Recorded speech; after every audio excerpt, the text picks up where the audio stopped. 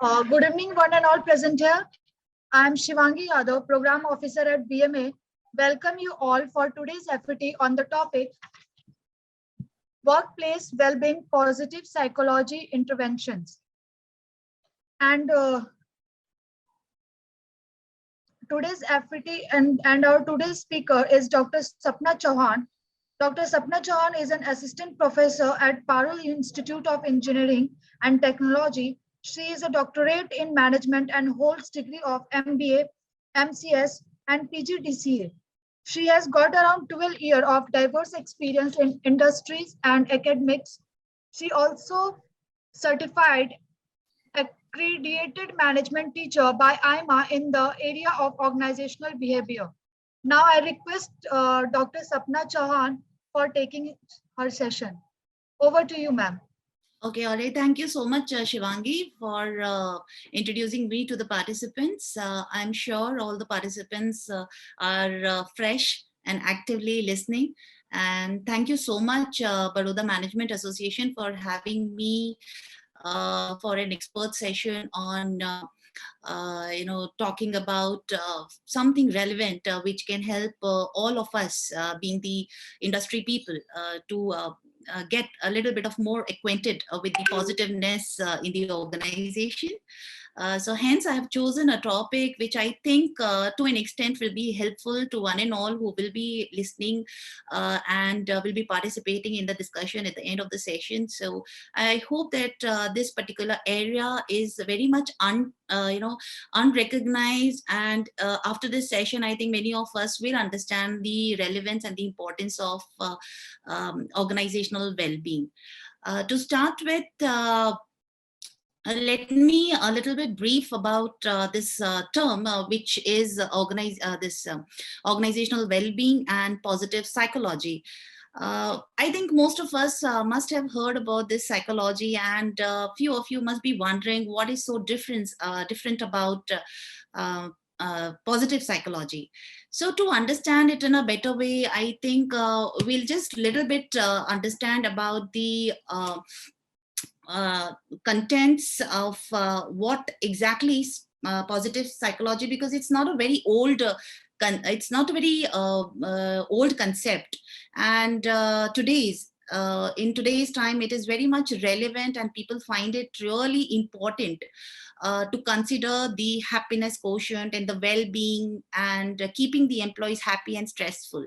So positive psychology definitely plays a very important role in achieving all those objectives. To let you know about this concept or this area specifically in psychology, it's a new approach which came somewhere in 21st century. And it's basically a science wherein we get to understand a lot of things about how a person, or more particularly how an employee can increase their happiness quotient. And because every organization or every business wants their employees to be very satisfied, they want them to be very engaged in the work, and definitely they want all of them to be given their optimum level of performance.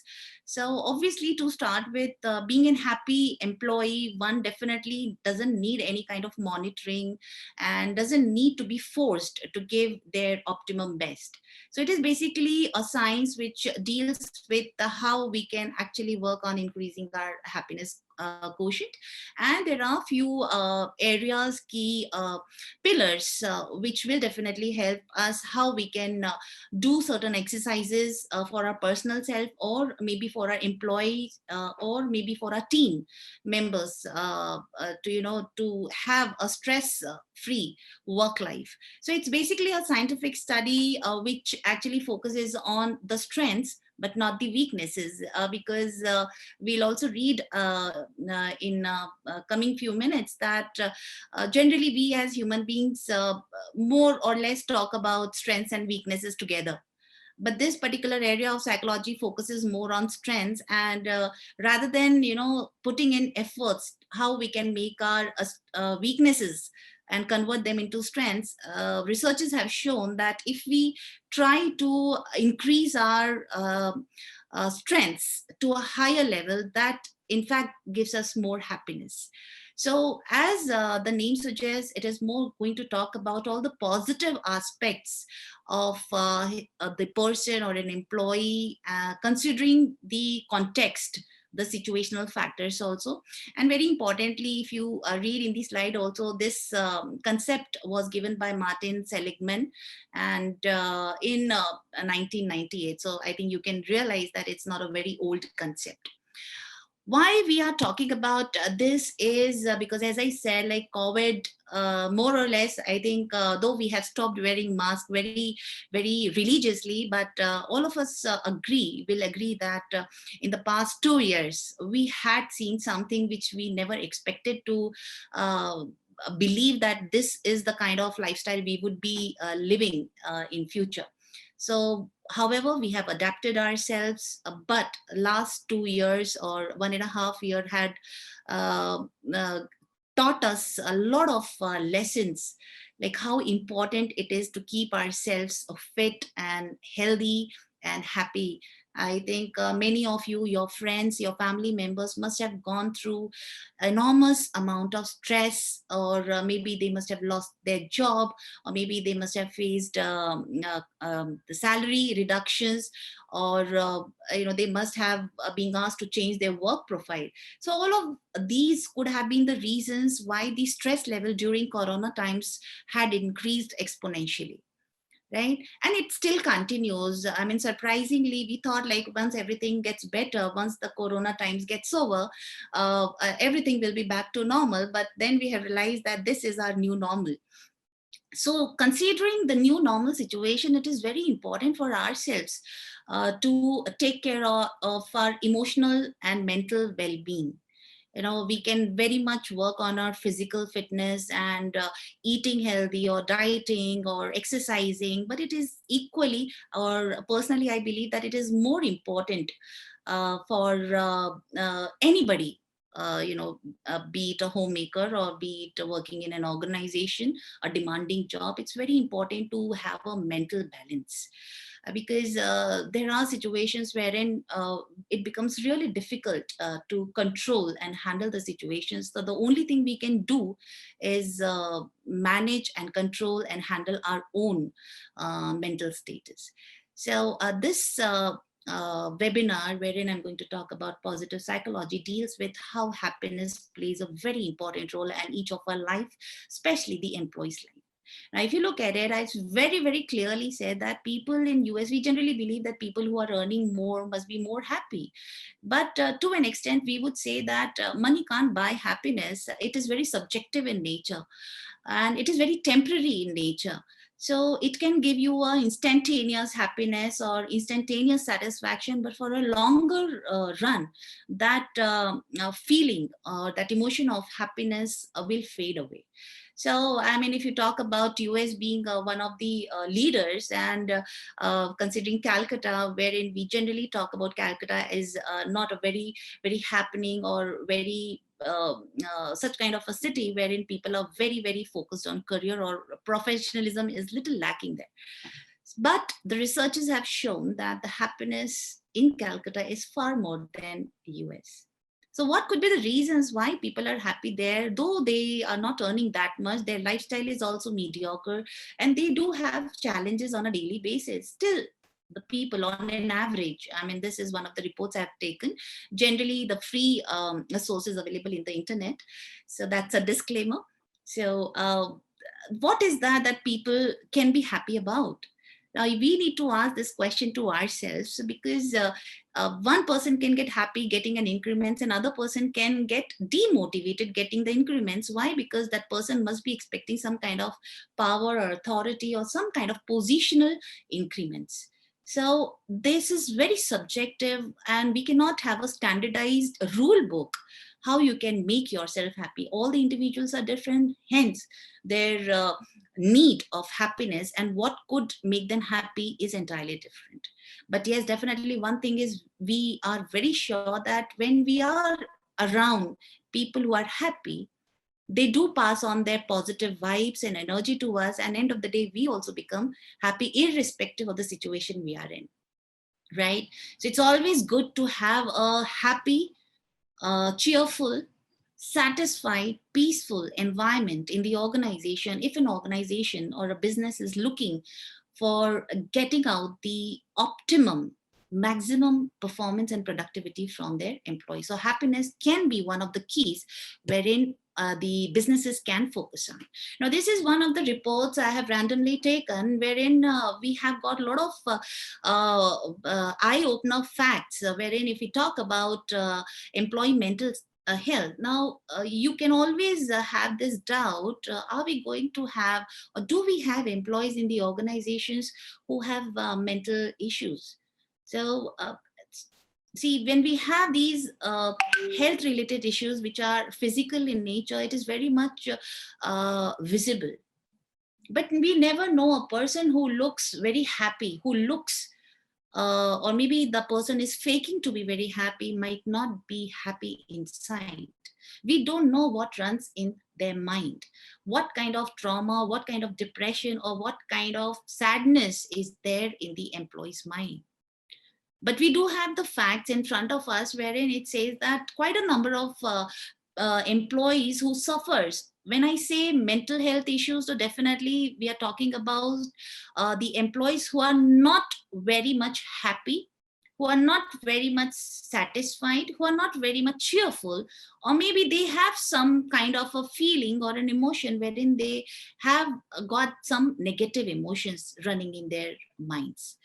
So if we look at the percentage, quite a number of employees having mental health suffers likely to get into conflicts, which we generally use a term as interpersonal conflicts. And we know that wherever we have more number of or quite a number of people working together, bound to happen that they will end up having some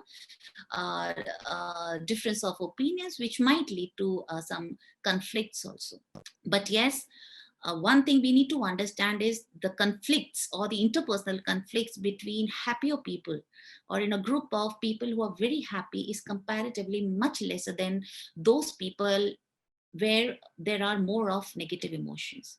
57% we believe here, the chart shows that the people having some or the other kind of mental illness. As I say mental illness, I'm very much talking about the negative emotions. As I said, like it can be sadness, it can be some kind of anxiety, it can be some kind of depression, because we are all in a very unpredictable environment. We are in such kind of a VUCA environment wherein we are being expected so much to deliver at workplace, which might at times get beyond our capacity. So 50% of the mental health sufferers find that they are very much in difficulty when it comes to multitask. 80% of the mental health sufferers find it difficult to concentrate and focus on the work. 62% of the mental health sufferers take longer to do the task. They take more time in delivering the work because they find it little hard to focus on the work. Maybe when multiple things are given to them, maybe they are not able to live up to the challenging situations to multitask.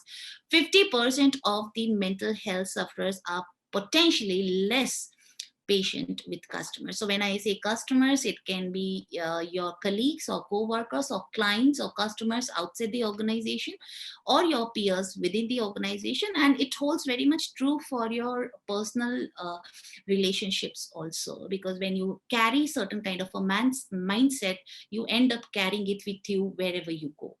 So it is very surprising to look at such figures wherein just because people are having or employees are having negative emotions, it has got a lot of impact on their work performance, maybe because they're not able to deal with the challenging situations or the kind of expectations management have from them, or might be the kind of different varieties of tasks in a short duration time which they are supposed to deliver.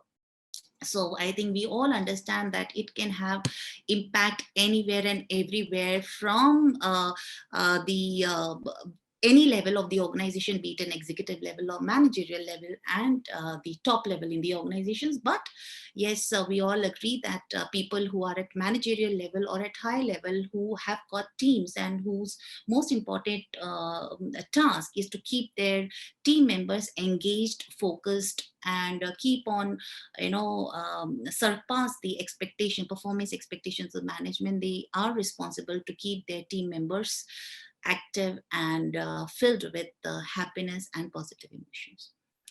Now, there had been a lot of, when I was, preparing this, I had a lot of research papers being given by a number of authors, psychologists, therapists, and from where I have taken few of the takeaways, very simple, not too much of data, but a few key points here. That the studies have shown that focusing on creating a pleasant work environment enhances our learning and performance abilities. Now, this holds equally true, since I am a academician, so this holds absolutely true for the students also. But since we are talking about the industry people, I think environment or the culture of the organization is one thing which can help an organization to retain the performing employees. Obviously, they would want to retain all of their employees, but the priority is more about retaining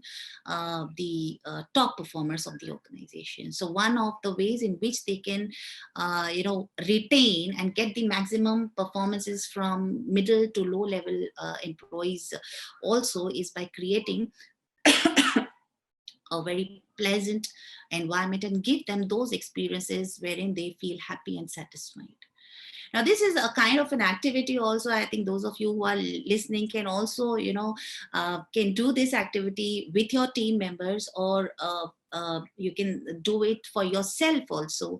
When we think about happy memories, whenever we try to recall the happier times in our past life, past events, all those things definitely brings up those kind of positive emotions.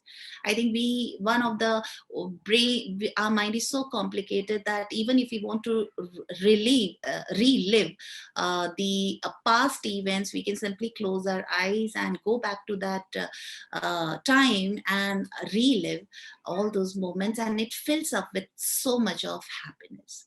So people who have got these negative emotions, one of the ways wherein they can, little bit reduce, I won't say that it's always possible to completely take out the negative emotions, but yes, we can always strive to increase the positive emotions. And one of a very simple, and this is a very common practice, I mean, corporates are using these kind of activities during the positive psychology interventions activities in the organizations.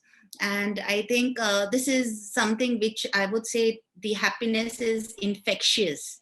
A person or the people around you who are happy and who are very cheerful ends up bringing those positive energy to you also.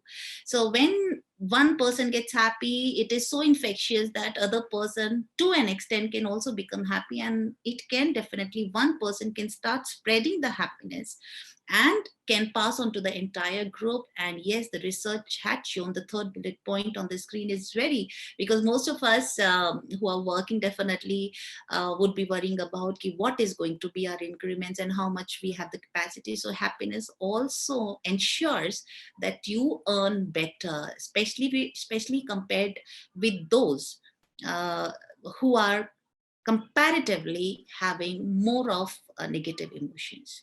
So it's always a good idea, because we can just see how many advantages we have when just one component of the positive psychology, if we start taking it seriously. However, it requires a little bit of efforts, but if we start putting in efforts from today onwards, it might take time, it might take you a little bit of more extra effort, but yes, we can end up being happy wherever we are and whatever situation we are into.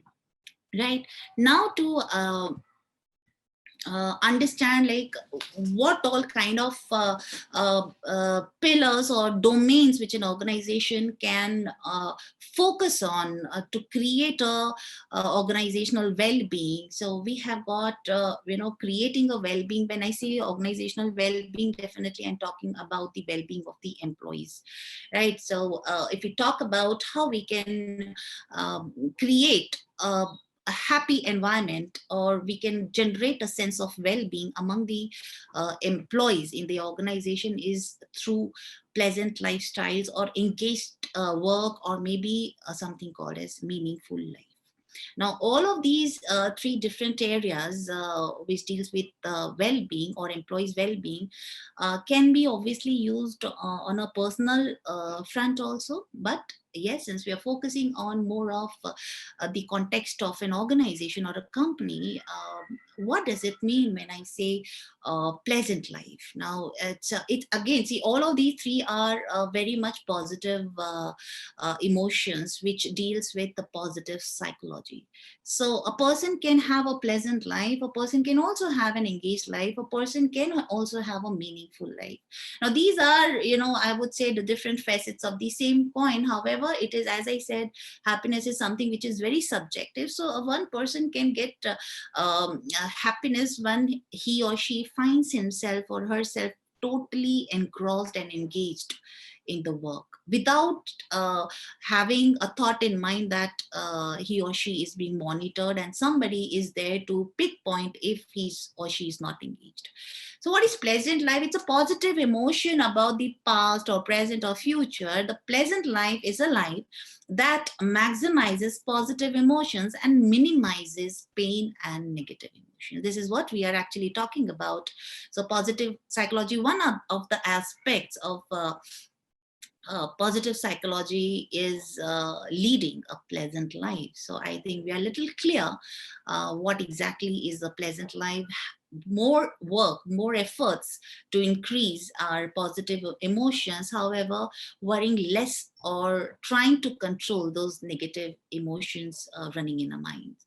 So what is engaged life? It consists of, again, using positive individual traits, including strengths of character and talents. I mean, when I started the session, I told you this positive psychology interventions focuses more on strengths and virtues. So why we are not talking about weaknesses? Most of the time, when we are being trained because of low performance or not fulfilling the expectations, we try to focus more on weaknesses. But this positive psychological interventions in the organizations focuses more on the strengths of the employees. Now, I think a few of you might agree that when we talk about working on strengths, you would question what is the need of increasing our strengths, which is already a strength. Now, this deals with psychological concepts. Researchers have shown that what you already have, or rather I would say what good you already have, when you start working on using that goodness to do the work, it gives you immense amount of happiness. I repeat, all of us do have a mix of strengths and weaknesses. Now, positive psychological interventions in the organization focuses on strengthening your strengths, because psychologically it had been proved that employees who try, or the management who try to increase the strengths or utilize the strengths of the employees, they are more engaged and they end up performing better. Right? So focusing more on strengths. So what is engaged life is, it consists of using positive individual traits that we have referred as the strengths, including strengths of character and talent. The wise deployment, the wise usage of strengths and talents leads to more engagement, absorption, and flow of work. So I think we are little now aware that it's okay to work on weaknesses, but it's more better idea to keep on strengthening our strengths. Now, the third part of this domain wherein we can talk or increase the well-being of an organization or of an employee is creating an environment or giving a platter of opportunities to the employees wherein they feel a sense of efficacy or self-worth. Now, at times we can have a happy life and at times we can have a meaningful life. Now, what do you want? It again, I say it's very subjective in nature. Few people crave for meaningful life and few people are happy about leading a happy life. So you can just question yourself, what is the idea of your happy life and is there something missing in your happy life? Because once you cross that managerial level or once you cross that middle age, you try to find out the worth why you exist. You find out the reason for your existence. And here, when you try to lead a meaningful life, this gives you the reason for your existence. Whatever you are doing, since we are purely focusing on the context of organization, but however, this holds very true even if we are talking about our entire life, irrespective of being a personal context or a professional context. So yes, few of you would say we are very happy. The kind of life we are living is, I'm satisfied with it. And some of you will say, yeah, I am happy, but there is no meaning to it. So when I talk about, it's very important to understand the difference between the two. When I say you are happy, and it is very instantaneous, it is very short-lived. And when we talk about happy life, it is more of present we are talking. We don't know the next moment can bring us a lot of sorrow, right? So it is very short-lived. It is very dynamic in nature. And one thing can give you happiness, the same thing is not going to happiness next time. So there are lots of ifs and buts when I talk about happy life, right? So again, this holds true for happiness also. I'm going to discuss that hedonic treadmill also, which we will understand is a contradiction to what we're talking about, maintaining the happiness level of the employees. But we have got solution for that also. So meaningful life is something wherein you find yourself worth contributing to others' life. How you can contribute so that others, or I would say the people who are needy, I don't say needy in terms of their basic needs, but needy in whatever way they are. Maybe they want a shoulder, or maybe they want somebody to lend their ear to listen to them. So it can be anything. Are you doing some kind of good acts to help those needy people or co-workers or colleagues around you? Now that gives you a sense of meaning to your life, right? So it's up to you basically. I'm no one to judge, or nobody is here to judge who gets happiness with what or who gets a sense of meaning in their life with what. It is you who need to decide, but definitely you need to decide what is that you're looking for. Right? So these were the three things here. Now I think we are a little clear that we are all talking about the positive things. Negative things doesn't isn't included in this positive psychology concept. So I think it holds true for interventions also, which an organizations or managers can do in the organizations. So if we talk about, if we find people very pessimistic, or maybe they are very dissatisfied, or they look like as if they are in a melancholy, or maybe they are not happy about the kind of stereotyped job they are doing. So one of the ways, now this is what we're talking about, is one of the ways, but it works wonder. So it's not only about focusing on the performance, it actually helps in the entire 100% well-being of an employee. So you're not just helping an employee to perform better, you're actually helping a human being to become a better version of himself or herself. So if you talk about being resilient, I think all of us would agree in one sound that last 2 to 1.5 years had given us a lot of stress. Obviously a stress which has got a negative impact, and we are not talking about you stress, because we didn't have that kind of a stress we could have given a positive outcome. So all of us have suffered one or the other way, or maybe we have seen our closest of the people who have suffered that stress because of the obviously external environmental conditions. But being resilient is one key to happiness, because there you get that strength how you're going to handle or manage your stress. However, I have heard quite a few people, there is no need of managing stress. But that also is a skill set. We need to understand how to handle and manage, effectively manage stress by being resilient. Right? When we become resilient to stress, we get that power and strength, and we can overcome those negative impacts of stress.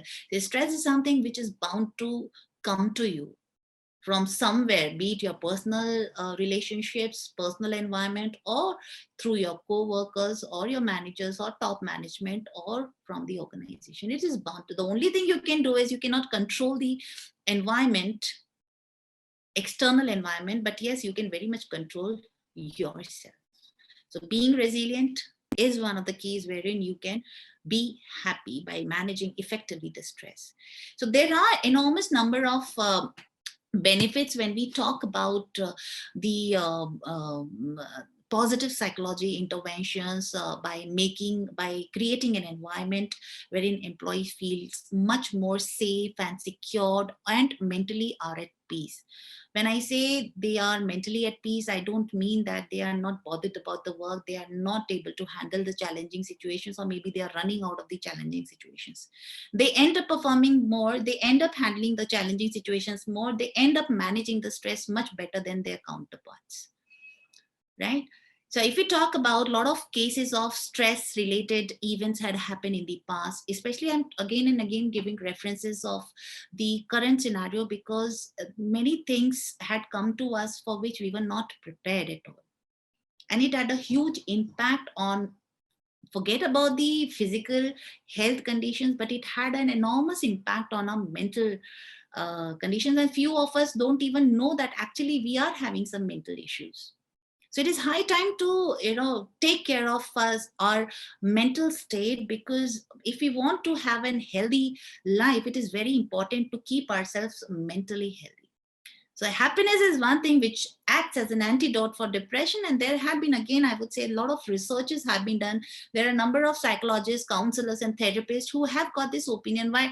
I think quite a few of you, when you go for a walk in the morning, must have seen group of aged people laughing out loud, and eventually when you look at those kind of people, you automatically get a smile on your face.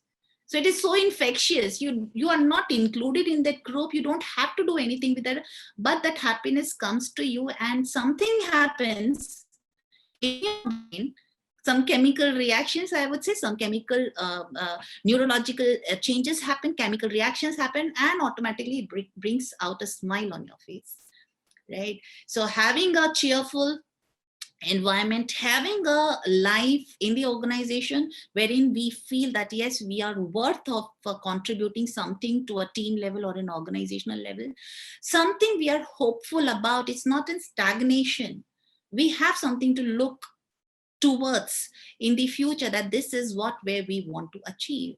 Now if I ask you, it's a kind of a monologue today, but if it could have been a two-way discussion, I would have definitely asked you to close your eyes and look ahead of the time and visualize yourself where you would be in, in let's say next 6 months, or maybe in next 12 months. Definitely you will figure out somewhere you are standing or somewhere you are happy. None of us will think about our future in a negative manner. So we, all of us, end of the day, the inner desire is to be happy and content, be peaceful. So even if we are not, I think a dialogue from Three Idiot is very common. I mean, those of you who are listening, all is well. So that, though it was just a dialogue from a movie, but if we relate with the concepts, is that though we cannot control the situation around us, howsoever worst the situation is, howsoever the negative those situations have an impact on us, we can just train and tame our brain, saying that all is well and yes, I can handle it.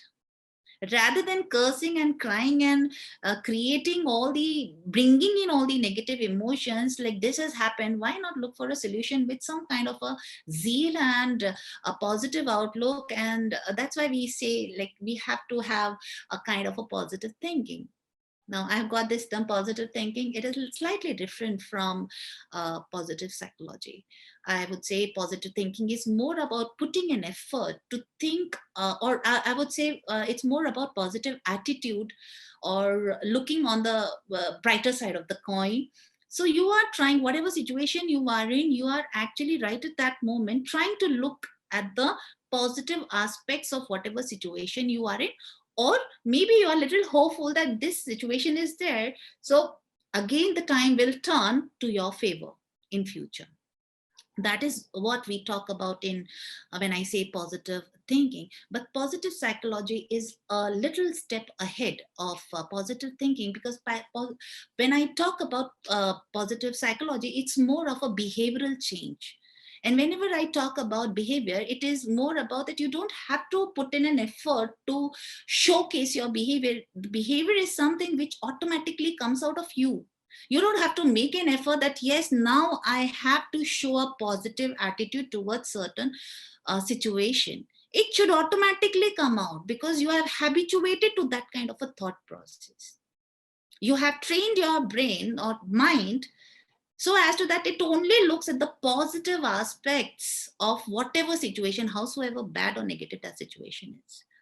So positive psychology can, if practiced continuously, is going to have an everlasting impact on your life, for which you don't have to actually put in efforts. It will automatically happen that whatever or whichever kind of a situation, or a stressful or a depressed or a negative situation you are in, automatically your brain and body responds positively to that kind of situation with positive emotions, because now you have trained yourself to only focus on your positive emotions, right?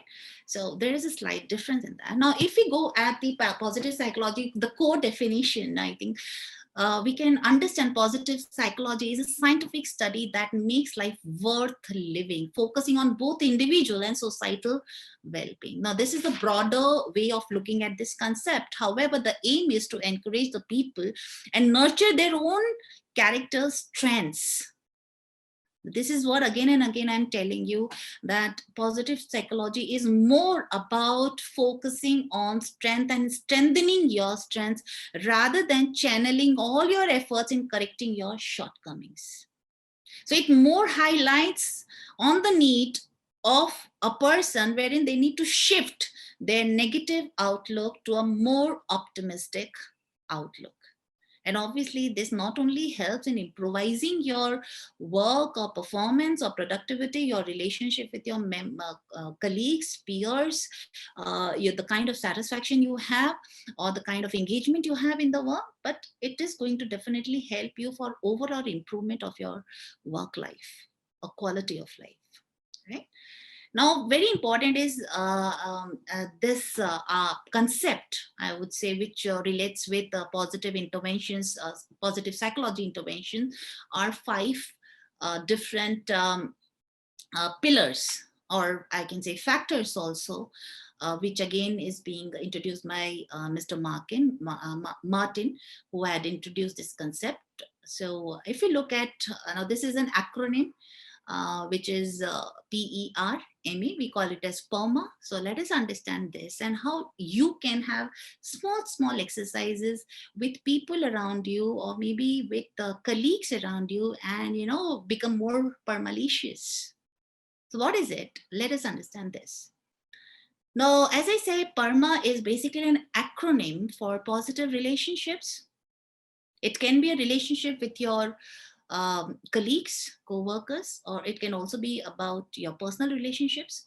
It is about giving a meaning, as I think we have just discussed, meaningful life.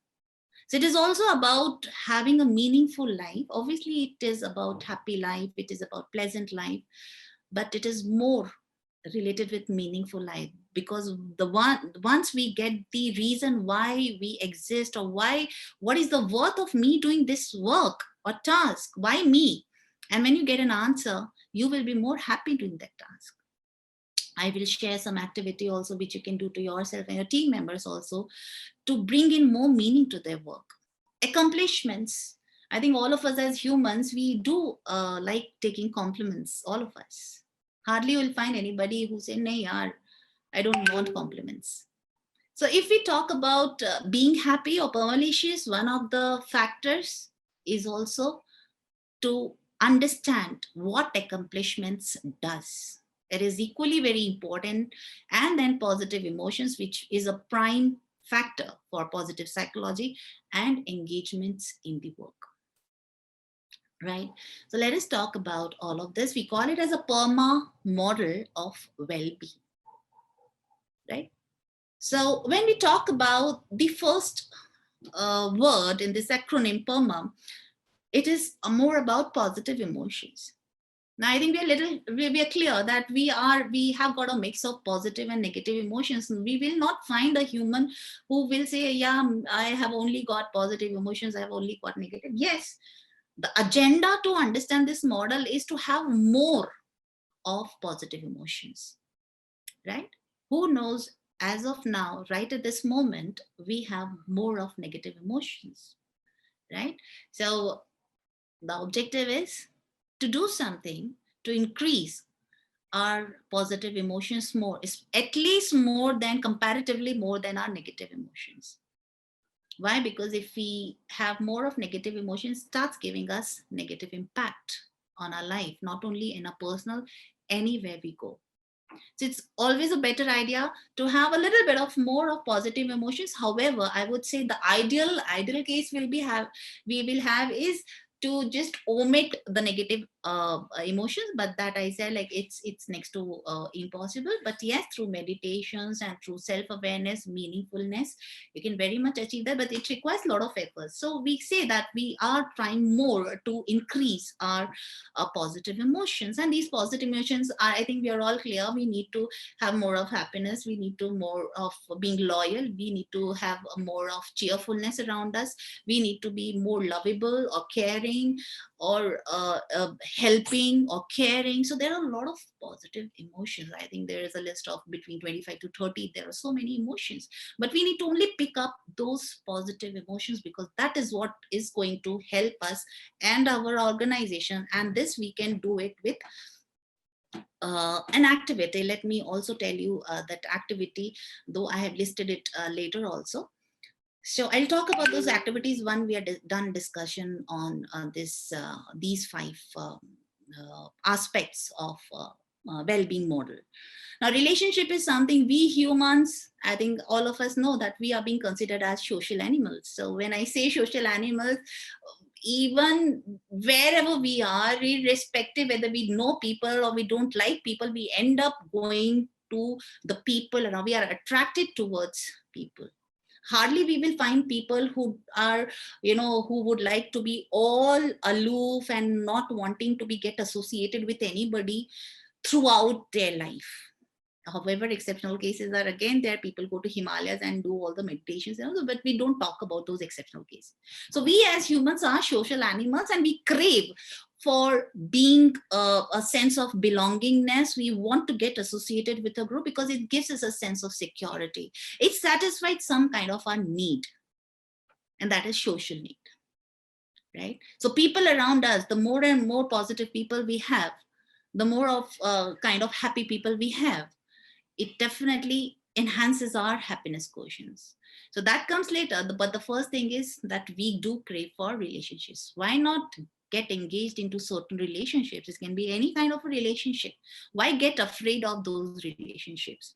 Definitely relationship for the sake of having, you cannot have. There has to be a kind of loyalty, there has a kind of a commitment, there is a kind of a responsibility, right? So relationship at workplace, you cannot assume that you are only going to work and not going to look around with and talk to people and gel along with the people, because that monotony might affect your work also. So relationship is also one of the prime factors to maintain that well-being quotient. That culture of an organization actually gives you a platform wherein you can maintain good relationships with your co-workers. Accomplishments is something, because this is something wherein we need to have this understanding what we are doing is it worth doing that task, because most of us believe that we are more qualified than the work we are being asked to do. So accomplishment is something wherein are we getting appreciated, are we getting recognized. So if you are a team member, or if you, or if not team member, if you are a team lead or a manager or a top management person, one of the things wherein you can help your team members or colleagues to be happy or give them a sense of well-being is try appreciating them. Right? It gives them a sense of pride that whatever they had done, it was worth doing, and they are being recognized for the work they had done. It gives them a sense of satisfaction, and eventually that brings a lot of happiness, positive emotion. The fourth in the list is engagement. Now, especially I think HR guys will understand employee engagement is one of the challenging issues in the organizations. We don't find people very much engrossed in the work. They always want somebody to tell them to do their work. Why don't employees themselves take the ownership of the job?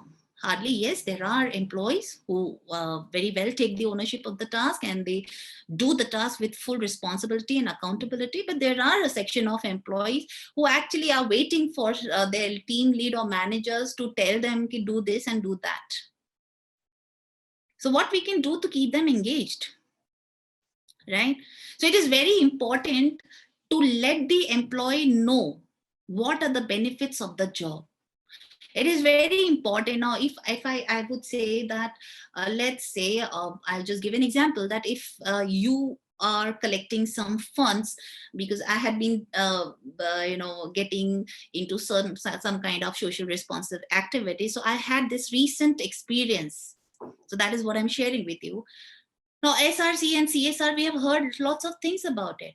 But when I actually was involved in this task, when I saw people, when we were collecting the little bit of amount from everybody, or maybe we were collecting some usable or eatable stuff or something like that. And when we distributed, we could see the happiness in those people's eye.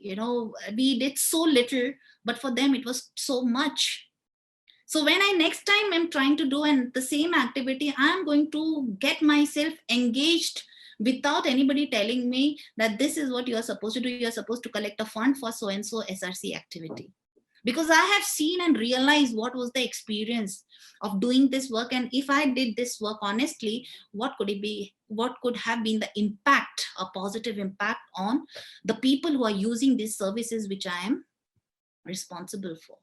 That gives them the sense of engagement. I've just shared one example from my recent most experience. I'm sure you can have your own way of finding out how you can, make, let's say you sell an insurance policy, you just take your employees who you find are very less engaged to those people who utilize those insurance policies. So there they will themselves feel about the accountability of what they're selling, what kind of information they had given, what are the outcomes and the impact of this thing, the job they had done on the others. The more positive impact it has, the more engaged the employee becomes. So it is very important. Now, there are certain small things which a manager or a team lead can do to keep their employees engaged. And this engagement actually is one of the important factors in well-being of the organization and the employees. Now, meaning is something which we generally talk about, the self-worth. Or do you feel something sensible or meaningful? Now, we have spoken about meaningful life. So meaningful life is not about consuming and taking all the benefits. That might give you happiness. When we become happy, we buy good clothes, we buy a good house, we buy a good bike, or we buy something for our people around us. So that gives us happiness. But that doesn't give us a meaning. Meaning is something wherein we become more givers. Something which we are doing for ourselves, for our selfish purpose, is always comes under the category of takers. So when we try to give, it gives us a sense of meaning to our life. Be it the case that you are trying to guide your co-worker or helping him out for some or the other thing. which actually the other person is not asking or shying away or thinking whether this person will help or not. That will give you a sense of meaning that you were here, wherein you have given something to others. That will give you a sense of meaningfulness in your life. So this was all about the PERMA model, and we had got certain activities. But before going to those activities, wherein you can keep those activities very handy with you and you can start practicing anytime you feel like, and it is not going to take much of a time. But before that, let us understand this last concept, which is equally very important. Now we have this again a psychological, it's a concept from the positive psychology, and it is also very much related with well-being, employees' well-being. We call it as a hedonic treadmill. Now what is a hedonic treadmill? I think all of us know, but what is hedonic treadmill? Now let me explain you with this example. Now let's say you bought a Mercedes, whichever model you want to buy. You bought it and you had been planning for it. You had a desire to buy a Mercedes for your entire life, and now you are in the position to buy it. When you buy a Mercedes, you drive it, it gives you you are on a cloud nine, and it gives you such kind of an happiness which you have never imagined, or maybe you have desired to have that happiness, right? So what you desired so much, you finally get that. And obviously you have put in a lot of efforts to achieve that, because you wanted to have that happiness of owning that Mercedes. So you have strived really hard, you have performed really well, you have done or given your best, whatever you could have given to your work, and eventually you managed to buy a Mercedes. You enjoyed riding that. I mean, imagine the first day you are driving whatever is in your wish list, whatever is in your wish list, I would say, for which you have strived really hard, for which you had a desire that at some point of time, I want to buy this, get this, achieve this, or get into that. So something which is heartfelt desire, for which you have really worked hard with your full strength and with your full passion and focus. You have obtained it. The enormous happiness you are going to get. But the second time you buy the same car, is it going to give you the same kind of a happiness? Obviously, all of you agree that it is not. Definitely, you would want to get something better. This need is satisfied. You climb a ladder and get into the next need level. We also call it as the theories of need, or we can also call it as the need theories of motivation. What motivates you to work hard? It is need. And when I say need, those are unsatisfied needs, which makes you do what you are doing now, so that you are able to satisfy your unsatisfied needs. So once you're able to satisfy your unsatisfied needs, obviously that need is no more. So for that need which is already satisfied, are you going to put in efforts? Are you going to strive so hard to again achieve or satisfy that need? Obviously the answer is no. So you get into another need, again there is a desire, again there is a strive, you obtain that, you enjoy it. So that cycle, that's a vicious circle. And that vicious circle we have called or named in positive psychology is hedonic treatment. And all of us become a part of this, knowingly, unknowingly. We end up becoming a part, and that is why we all have always a quest to what we can achieve next. So it is very difficult to satisfy our needs. This is a saying, generally, it's very difficult. One need satisfied, we have another need. So it's a kind of a continuous circle. We call it as a vicious circle. It is never going to end. Do we need to come out of this vicious circle? The answer is yes. How long you can keep on moving and moving? At some point of time, you will get tired. And when you are so tired, still that need exists. So you will reach to a point wherein still you are unsatisfied, because you have certain need which is still unsatisfied. So you have to pull yourself from this hedonic treadmill.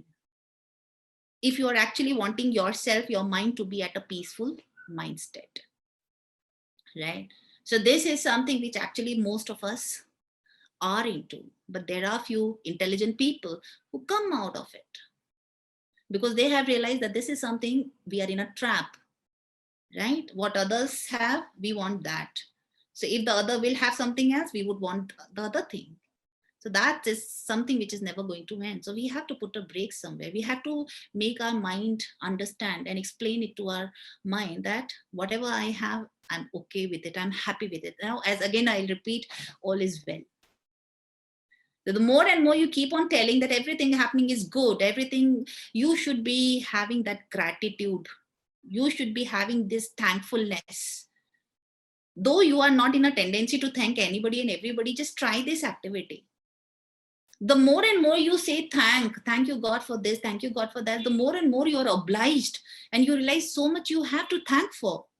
And this could be not only to God, to anybody. To a person who is giving you coffee every day in your college, school premises, or maybe your office premises, he's doing his duty, but he's end of the day, he's giving you a very hot and a nice cup of tea. Thank him.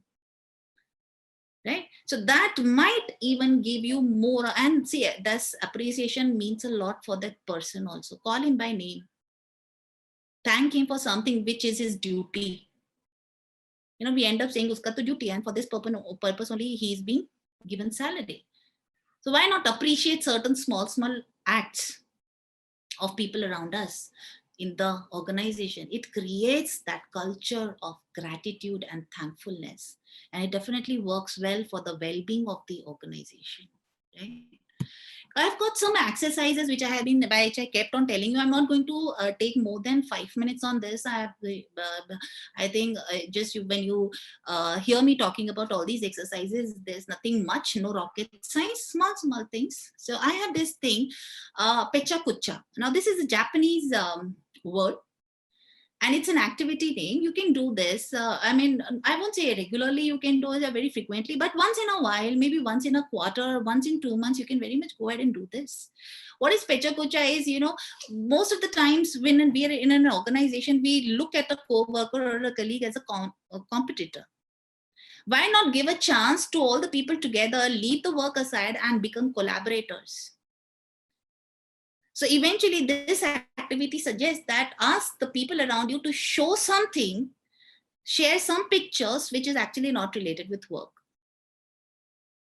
Right? So there are many ifs and buts in this exercise. You can ask them to show the gallery, or you can just ask them to show the first 5 pictures which are not related with work, or maybe you can ask them to show the best of the moments which they had in last month or in last 1 year, or something which they would like to share with all of you. So that gives you a kind of a connect. Relationship quotient is being satisfied. You don't look at those people as your competitors. You consider them, they are also like us. They are also like us and not competing. They are also having such good relationships, and you appreciate them. You actually now start treating them as your collaborators in your work. And it works, right? The next activity is 3 good things. Now, this is again an activity which you can do with your team members, or managers can do in the organization. 3 good things. Now, what is it? Like if we talk about a day well spent, we can always ask the group members, or we can ask the team members, what are the 3 good things that had happened from the on a particular day, or maybe today, or any point of time in last 1 month. It will give you insights. What is that making the other person, or what is that the person is calling that activity or event or thing as good?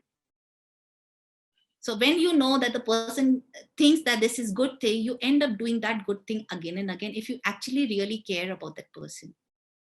Maybe you didn't had an idea, like chote se kaam se bhi, so with a small petty thing a person can get happy, and he's putting under 3 good things. Right? So it also helps us in knowing each other better, letting to a much more meaningful state in the organization. Next is, obviously, it is a very common thing which generally psychologists do prefer. It's a gratitude journal. A journal is nothing like you need to get it published or something. It's a kind of a small diary. You can have it with you. Something you are really grateful about, something which you feel that this is something which I have and I should thank. You can thank your parents, you can thank your colleagues, you can thank your manager, but make this, don't show it to others if you don't want, but at least when you write it down in black and white, you know, like this is something which I am happy about. Because what is in our mind, when we put it on papers, it becomes much clearer. It gives us more sense. It becomes more important. We have a lot of thoughts running in our mind, but when we put this on paper, those thousands of thoughts only are being penned down. When we pen down those thoughts, it comes out only maybe 10 or 20. So here it suggests that anytime you feel, or maybe on a daily basis, at the end of the day, you can always keep a journal for yourself. Or maybe this activity you can do with your team members also. And if you don't have any objection, why not share that list of journals to others, especially to those about whom you have written, thank you to so and so for helping me out. Why not? If you are having this thankfulness inside you, it's always a good idea to convey. Let the other person know. There's nothing in hiding those kind of emotions. Then there is something called as act of kindness. Now, what is act of kindness? Now, this gives a meaning to your life, to whatever you're doing, the meaning to your work, to the meaning to your struggle, the meaning to why you are doing all of whatever you're doing in your life. Now, acts of kindness is something, any unexpected act of kindness anywhere. You can do it on road, you can do it in your office, you can do anything with or among your team members, something which was very unexpected. Small things. Nobody's asking you to treat your colleagues with in a 5-star hotel. Nobody's asking you to buy a gift of 1,000 rupees to anybody, maybe in your family. Small act, a rose, or maybe a compliment, or maybe some help. Maybe a person who's giving you coffee, you buy and give him a coffee. So that will be something which will give you enormous amount of satisfaction and happiness. So that might not give you any outcome in terms of quantity, but yes, it will definitely help in increasing your quality of life. So end of the day, once going through the entire topic of positive psychology interventions, we are have known one thing, that engagement, meaning to the life, and positive emotions is something which can bring about a drastic change in the level of well-being of not only organization but employees' well-being also. So whatever datas and few researches I have shown here, I have taken from all the open sources available at the internet, definitely the reliable sources, though there were not much of data. So it's a disclaimer. So I hope in the last 40, 50 minutes, we would have come to know little bit insights on, like, this is also one area which can create our work environment like a heaven, bringing in the positive emotions among the people around us. So with this, I rest my webinar here, and over to you, Shivangi. I hope you are there.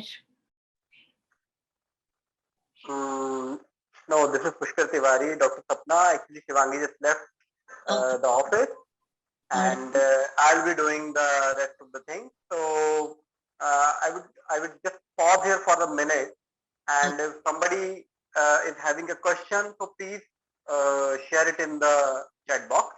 Meanwhile, I have 2 questions I have got from our FET chat by seeing this topic. Okay. So I'm reading it reading it for you. The question number 1 is, how does discipline plays an important role in work-life balance or happiness? Does it play any role? Thank you. If I've understood your question, whosoever had given this question. So does discipline play a role in maintaining a work-life balance? Obviously, the answer is yes. Answer without a question, the answer is yes. Now something let's... Happiness also. Yes. My answer is yes. But let me give you the logic behind my answer. And I hope the person who had asked the question will also agree to it. But in case if not, then we can have a discussion on that. It's my opinion. Now, see, whenever we talk about discipline, what is discipline actually? It is some kind of a routineness, bringing in some kind of regular routine. So let's talk about, we want to bring in something good into our lifestyle. Generally, I'm talking about. Now, it is being said that to make a habit, it takes not less than 21 days. It is being said, and it had been proved in the researches also, that 21 days is being taken by anybody if they want to change their habit, they want to cultivate a new habit, or they want to get rid of an old habit. So 21 days is minimum which they need to consistently put on efforts on. Now, when I say you're not disciplined, will you be able to continue for 21 days or regularly for 21 days or with that intensity for 21 days? Your intensity will be questionable. Your continuity will be questionable. Your consistency will be questionable. So to bring about certain positive changes in our life, do you need to bring about some changes? Answer is yes. And for which you need to be disciplined. You need to keep on focusing on something which is definitely keep on going to give you good or better or positive results. If you break that, obviously the essence, the output will suffer.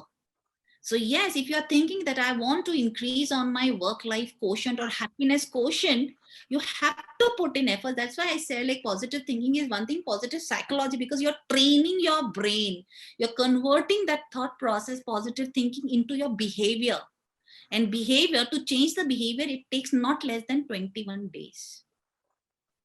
And you can survive if you're able to, they say, if you're able to survive with that particular habit for 21 days, you are more likely to adapt to that habit and convert that habit into your behavior. Because when I say, I don't know if you're able to understand the difference between behavior and actions, because any action which is repeated again and again, automatically it gets converted to your behavior. And behavior, we don't have to put in efforts. It automatically comes out.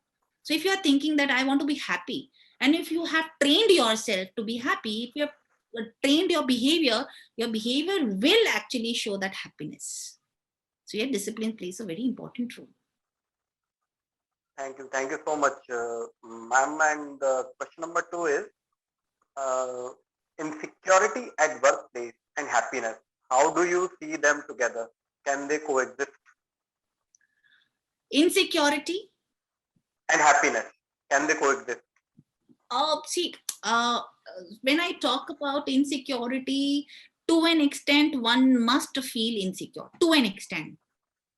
Why? Because when you feel insecure, little bit, I would say, why I'm saying little bit, because that little insecurity is okay to take you ahead, right? If you feel insecure, obviously you will try to keep it doing better. Wherever you are feeling insecure, let's say you are feeling insecure in a relationship, you have got this sense of fear. So what you'll do is you'll keep on investing in that relationship, right? So you're trying to do something better about that relationship to flourish. Let's say you are insecure about your job.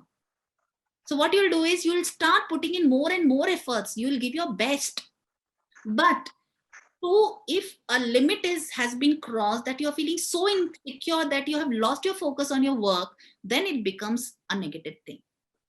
Then you have to literally work on your insecurity, because in that case, when you have surpassed that limit of insecurity, maybe happiness and insecurity cannot coexist. But if there is an insecurity wherein you are still able to give your best, because that best will eventually give you the best results. So in such cases, yes, it can coexist. Thank you so much, ma'am. I think you have answered it in very, very detail. And I'll wait another 10 to 15 seconds. If you, other guys, other attendees, if you have any question, I've already requested you to put it in the chat box. I don't see any. I think questions, sometimes they don't come and people are so much involved in listening to the speaker what I could see quite a few of my known people. Andrew sir is there, Dilip Padya sir is there, and Murthy sir. Yes. Thank you so much, sir, for joining. And one of my friends, Ranjita, is also here. Thank you so much. And it's a privilege to have you here. Thank you so much. I would appreciate if you give me personally your feedback, not openly. Yes. And ma'am, I will tell you, because this session seems to be very interactive, and you covered the topics like actually you are living them. Yeah, The narration was so intense, so emotional, and it was like that you are seeing a picture and you're just narrating something out of a very, very real world. So that PPT presentation, of course, that was there, but your presentation was way above that, and we all appreciate your presence here, and we all enjoyed the session. So just let me check. I think I have got one comment. Is that a question? So I'll read it for you. Yeah. No, it's not a question. It's a feedback, I would call, from our very respected and due shepherd, sir. That happiness is a serious matter. Thank you, Andrew, sir. Thank you. I've always found you very happy, always. Yeah, he is, and we are all happy because this session actually became a happiness session overall, and I should definitely praise your presentation. The colors you used were vibrant, and they were also showing some happiness out of it. Yeah, And every panelist out of who have attended are might be feeling so relaxed and so happy after a tough weekend maybe, and approaching to a good weekend. So we, I think with this, I would like to officially thank you from the part of BMA, on behalf of BMA, for sparing time and making a beautiful presentation and presenting it more beautifully with more happiness and spreading the happiness all together with all of us. So thank you, ma'am. Thank you all the panelists. Thank you everyone. Thank you all the attendees for joining us. So I conclude the session from my side. Have a good time. Thank you. Good night. Good night. Thank you so much.